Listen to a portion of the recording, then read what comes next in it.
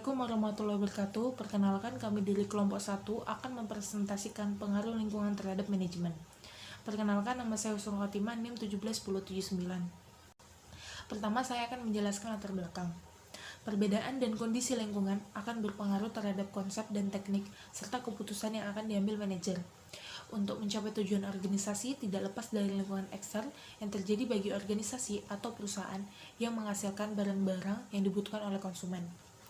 Oleh karena itu, manajer harus memperhatikan dan mempertimbangkan unsur dan kekuatan lingkungan ekstern dalam setiap kegiatan manajemen.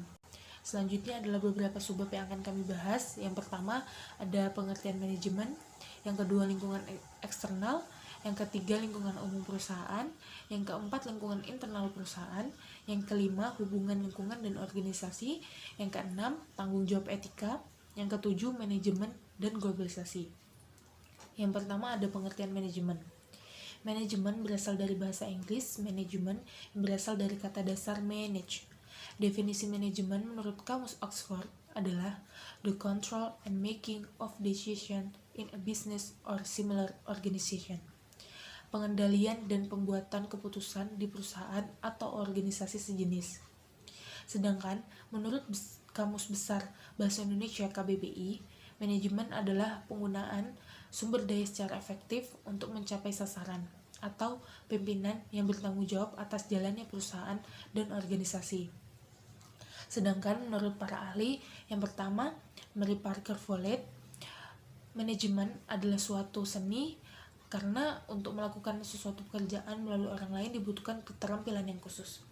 Yang kedua ada James Stoner. Manajemen adalah suatu proses perencanaan, pengorganisasian, kepemimpinan, dan pengendalian upaya dari anggota organisasi serta penggunaan semua sumber daya yang ada pada organisasi untuk mencapai tujuan organisasi yang telah ditetapkan sebelumnya. Selanjutnya akan dijelaskan oleh teman saya.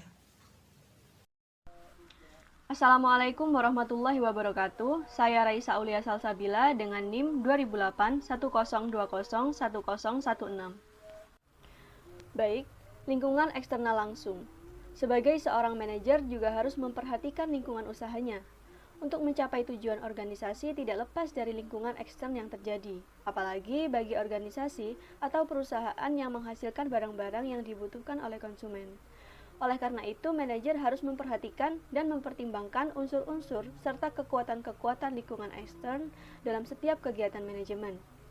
Lingkungan eksternal langsung merupakan kekuatan-kekuatan yang berada di luar kendali perusahaan dan berpengaruh secara langsung terhadap kinerja organisasi dan manajemen. Lingkungan tersebut meliputi pemasok yang berfungsi sebagai penyedia fasilitas dan sarana yang dibutuhkan oleh perusahaan. Yang kedua adalah pelanggan atau konsumen yang memiliki kebutuhan dan keinginan yang berbeda-beda. Oleh karena itu, manajemen perlu mengamati setiap perubahan perilaku dari konsumennya. Yang ketiga yaitu lembaga keuangan yang berperan sebagai penjamin sekaligus penyedia sumber dana dan keuangan yang dibutuhkan oleh perusahaan. Dan yang terakhir adalah pesaing atau persaingan. Manajemen harus terus waspada dan mengawasi setiap gerak-gerik pesaing. Dengan begitu, manajemen akan bisa menentukan strategi apa yang harus diambil untuk bisa bertahan dan memenangkan persaingannya. Faktor lingkungan eksternal akan mempengaruhi manajer dalam pengambilan keputusan yang akan dibuat. Unsur-unsur lingkungan eksternal organisasi contohnya yaitu perubahan ekonomi, peraturan pemerintah, perilaku konsumen atau masyarakat, perkembangan teknologi, politik, dan lain sebagainya. Lingkungan eksternal dibagi menjadi dua, yaitu lingkungan mikro dan lingkungan makro. Lingkungan eksternal mikro yaitu lingkungan yang mempunyai pengaruh langsung terhadap kegiatan manajemen yang terdiri atas penyedia, pelanggan, para pesaing, lembaga perbankan dan bukan bank, dan lain sebagainya. Sedangkan lingkungan eksternal makro yaitu lingkungan yang mempunyai pengaruh tidak langsung, seperti kondisi perekonomian, perubahan teknologi, politik, sosial, dan lain sebagainya. Selanjutnya adalah lingkungan umum perusahaan. Lingkungan umum perusahaan merupakan lingkungan yang berpengaruh secara tidak langsung terhadap kinerja organisasi dan hampir semua organisasi dipengaruhi oleh lingkungan tersebut. Komponen-komponen dari lingkungan umum tersebut meliputi demografi, ekonomi, alam, teknologi, politik, dan budaya. Demografi adalah isu-isu penting yang perlu diamati oleh manajemen, seperti perubahan tentang struktur umur penduduk, permasalahan jenis kelamin, ras, peluang kerja dan pengangguran, serta masalah-masalah yang mengangkut urbanisasi. Selanjutnya ekonomi adalah lingkungan ekonomi yang mempengaruhi prestasi kerja dari suatu organisasi, antara lain tingkat pertumbuhan ekonomi, tingkat pendapatan masyarakat, perubahan selera dan pola pengeluaran konsumen yang diakibatkan dari perubahan pendapatan.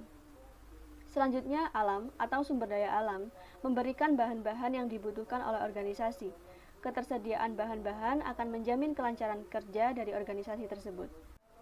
Lalu ada teknologi. Lingkungan teknologi merupakan kekuatan yang dapat menciptakan produk dan pasar baru. Teknologi yang canggih akan dapat menciptakan daya saing yang kuat bagi organisasi yang nantinya juga akan mengubah cara kerja organisasi tersebut. Selanjutnya, politik. Kebijakan-kebijakan yang dibuat oleh pemerintah seringkali bermuatan politis, sehingga kebijakan tersebut biasanya berlawanan arah dengan misi dan tujuan organisasi. Ada beberapa organisasi yang diuntungkan dari kebijakan politik tersebut dan ada pula organisasi yang dirugikan. Dan yang terakhir adalah sosial dan budaya. Seperti yang telah dibahas sebelumnya, bahwa kehidupan organisasi tidak terlepas dari dinamika lingkungan di sekitarnya, sehingga masyarakat dan sosial budaya akan saling mempengaruhi. Penjelasan berikutnya akan dijelaskan oleh teman saya. Untuk materi selanjutnya yaitu lingkungan internal perusahaan. Lingkungan internal perusahaan adalah kekuatan yang berada di dalam perusahaan dan masih dapat dikontrol oleh perusahaan karena terkait langsung dengan kegiatan perusahaan sehari-hari dan berpengaruh pada kompetensi atau kinerja dari perusahaan. Kekuatan-kekuatan yang ada di dalam perusahaan yaitu yang pertama adalah pekerja atau karyawan. Karyawan merupakan salah satu sumber daya dan sekaligus input yang berharga yang dimiliki oleh perusahaan. Dalam suatu organisasi dan perusahaan, antara pekerja dan manajer memiliki kepentingan-kepentingan tersendiri. Para pekerja menginginkan adanya imbalan berupa gaji atau upah yang layak dari hasil kerja mereka. Sementara manajer menginginkan adanya kinerja yang tinggi yang ditunjukkan oleh besarnya omset penjualan dan laba. Yang kedua ada Dewan Komisaris atau DK. Untuk organisasi yang berukuran besar semacam PT biasanya terdiri dari beberapa bahkan ribuan orang yang terlibat di dalamnya. Keterlibatan orang-orang tersebut biasa kita sebut sebagai pemegang saham. Karena banyaknya pemegang saham yang terlibat di dalamnya, maka sulit sekali bagi mereka untuk melakukan pengawasan terhadap manajemen perusahaan. Oleh karena itu, Dewan Komisaris diperlukan untuk mewakili kepentingan para pemegang saham. Dewan Komisaris akan selalu memantau kegiatan dan mengawasi manajemen, memastikan kegiatan akan berjalan mencapai tujuan. Kedudukan Dewan Komisaris sendiri di dalam perusahaan adalah independen terhadap manajemen. Dan yang ketiga ada pemegang saham. Pemegang saham memiliki kepentingan dan tujuan tertentu pada perusahaan. Tanggung jawab tersebut sesuai dengan besarnya saham yang terdapat di dalam perusahaan tersebut. Dan untuk materi selanjutnya yaitu hubungan lingkungan dan organisasi. Untuk mengetahui bentuk pengaruh lingkungan tersebut, di sini dikemukakan oleh James D. Thomson yang memiliki dua dimensi utama yang digunakan, yaitu tingkat perubahan dan tingkat homogenitas. Tingkat perubahan akan melihat sejauh mana stabilitas suatu lingkungan yang diukur dengan skala tingkat perubahan stabil dan perubahan dinamis. Sementara itu, tingkat homogenitas melihat sejauh mana kompleksitas lingkungan yang diukur dengan skala homogenitas sederhana dan homogenitas kompleks. Masing-masing skala akan membentuk suatu derajat ketidakpastian lingkungan. Perbedaan tingkat ketidakpastian tersebut menuntut manajer untuk mengambil tindakan antisipasi. Beberapa strategi yang dapat diambil dalam rangka menghadapi perubahan lingkungan dan ketidakpastian dapat dilakukan dengan berbagai cara. Yang pertama, melakukan penyesuaian terhadap perubahan lingkungan. Organisasi dapat melakukan penyesuaian dengan mengubah struktur organisasi atau desainnya. Yang kedua, melakukan pemantauan lingkungan secara tidak langsung. Hal ini, manajer dapat memantau perkembangan lingkungan dengan mencari informasi dari berbagai media. Dan yang ketiga, mempengaruhi lingkungan langsung alternatif, seperti melakukan lobby, pemasangan iklan, dan perundingan dengan pihak-pihak terkait. F yaitu tanggung jawab etika. Etika manajemen merupakan standar kelayakan pengelolaan organisasi yang memenuhi kriteria etika. Ada 3 dasar yang menjadi perhatian khusus dari etika manajerial. Yang pertama yaitu bagaimana perusahaan memperlakukan karyawan mereka. Kemudian yang kedua, bagaimana karyawan memperlakukan organisasi mereka. Dan yang ketiga yaitu bagaimana karyawan dan perusahaan memperlakukan agen ekonomi lain. Berikut merupakan contoh dari tindakan tidak etis atau tidak legal dalam sebuah manajemen perusahaan. Yang pertama, pencurian yang dilakukan oleh pekerja atau yang dinamakan korupsi. Yang kedua, penyalahgunaan informasi yang bersifat rahasia. Yang ketiga, penyelewengan dalam pencatatan keuangan. Yang keempat, penyalahgunaan penggunaan aset perusahaan. Dan yang kelima, penggunaan pekerja atau tenaga kerja di bawah umur.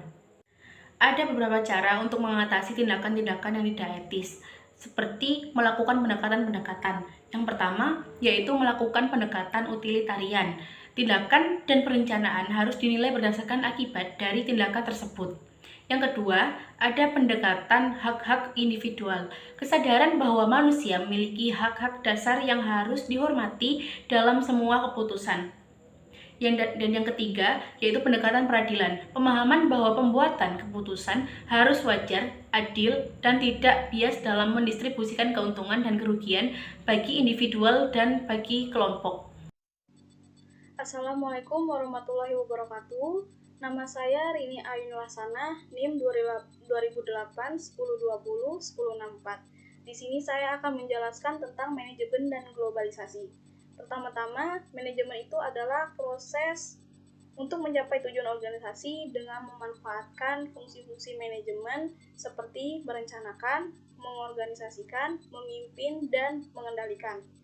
Sedangkan globalisasi adalah proses penyebaran pengaruh-pengaruh di segala bidang, terutama bidang ekonomi, ke seluruh dunia. Seiring berjalannya era globalisasi seperti sekarang ini, maka lingkungan di negara maju dan di negara berkembang itu sangatlah berbeda. Karena lingkungan di negara berkembang itu seringkali terjadi perubahan-perubahan secara mendadak atau tidak terduga. Oleh karena itu, tingkat ketidakpastiannya menjadi lebih besar. Dan akibatnya di lingkungan negara berkembang memiliki pengaruh yang lebih besar dalam menentukan keberhasilan atau kegagalan manajemen dibandingkan negara maju. Dan di era globalisasi ini, tentunya pengaruh-pengaruh asing akan semakin banyak masuk dan memengaruhi sebuah negara, terutama mempengaruhi kemampuan perusahaan untuk mempertahankan posisinya terhadap para pesaing di luar sana. Oleh karena itu, diperlukannya manajemen perubahan baru untuk mengatasi hal-hal tersebut. Kesimpulan dari presentasi yang sudah kami sampaikan adalah dengan adanya manajemen, hidup kita lebih teratur dalam menjalankan kehidupan sehari-hari, baik manajemen waktu, manajemen keuangan, maupun manajemen lainnya. Seluruh manajer seharusnya tidak hanya memusatkan perhatiannya kepada lingkungan internal ataupun lingkungan umumnya saja, tetapi juga memperhatikan lingkungan eksternalnya. Karena manajer dituntut untuk selalu tanggap dan adaptif, selalu mengikuti dan menyesuaikan dirinya dengan lingkungannya. Seorang manajer juga perlu mempertimbangkan pengaruh kekuatan global dalam rangka untuk mencapai tujuan organisasi. Dan seorang manajer juga harus siap menghadapi persaingan dengan perusahaan lokal maupun perusahaan asing yang semakin kompetitif di era globalisasi ini. Demikian presentasi dari kami. Terima kasih. Wassalamualaikum warahmatullahi wabarakatuh.